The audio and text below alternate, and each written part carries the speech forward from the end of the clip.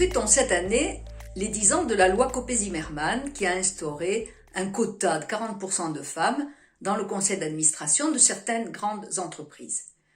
Rappelons les seuils actuels, 250 salariés et 50 millions de chiffre d'affaires. Incontestablement, la loi Copé-Zimmermann est un succès. La France partait de loin. Et pour autant, aujourd'hui, ce n'est pas rare que la France soit numéro 1 au niveau européen et très bien placée au niveau mondial, par exemple devant la Norvège qui pourtant était pionnière en la matière. Nous pouvons analyser toutefois les limites de la loi. Après 10 ans, c'est important de se poser et de regarder ce qui n'a pas marché. Puisque le quota a marché, même les personnes les plus contre les quotas sont aujourd'hui unanimes pour dire que le quota a marché, mais le ruissellement ne s'est pas fait. Il ne s'est pas fait à deux niveaux. Le premier niveau, c'est sur les organes de pouvoir, les lieux de pouvoir, les organes de direction. Comex, Codir, il y a trop peu de femmes actuellement en France qui sont à la direction, réellement à la direction des grandes entreprises, qui sont dans des comités stratégiques et qui sont dans des lieux de pouvoir. Le deuxième endroit où le ruissellement fait défaut, c'est sur la taille de l'entreprise. Lorsque nous analysons le CAC 40 ou le SBF 120, nous sommes au-delà du quota. Ce sont des entreprises pour qui la pression médiatique, la pression réputationnelle compte. En revanche, lorsque nous descendons sur les critères plus petits de chiffre d'affaires et d'effectifs, nous tombons en deçà de 30%. Le ruissellement ne se fait pas alors même que ce sont des entreprises concernées depuis le 1er janvier 2017 par la loi.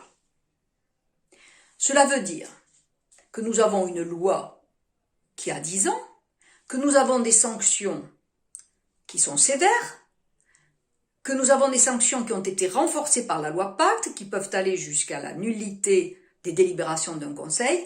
Entre les deux, il y a un vide, il y a donc une insécurité juridique.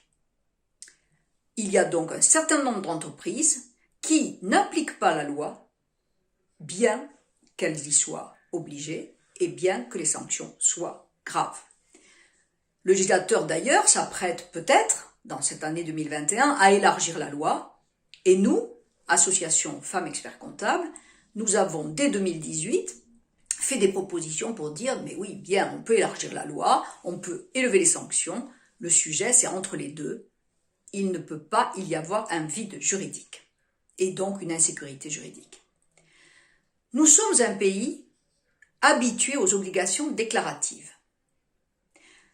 Nos propositions tiennent sur une obligation en premier lieu auprès du greffe des tribunaux du tribunal de commerce qui tient le registre du commerce et des sociétés, une obligation déclarative qui doit se faire chaque année pour dire comment sont composés les conseils d'administration, mais aussi les COMEX, les CODIR et tout autre organe de direction des entreprises, et bien évidemment, au sein de ces organes, quelle est la répartition femmes-hommes. La deuxième obligation déclarative, qui doit être avec la précédente, également en plus de la précédente, c'est la mention obligatoire de cet indice de gouvernance, en quelque sorte, dans le rapport de gestion.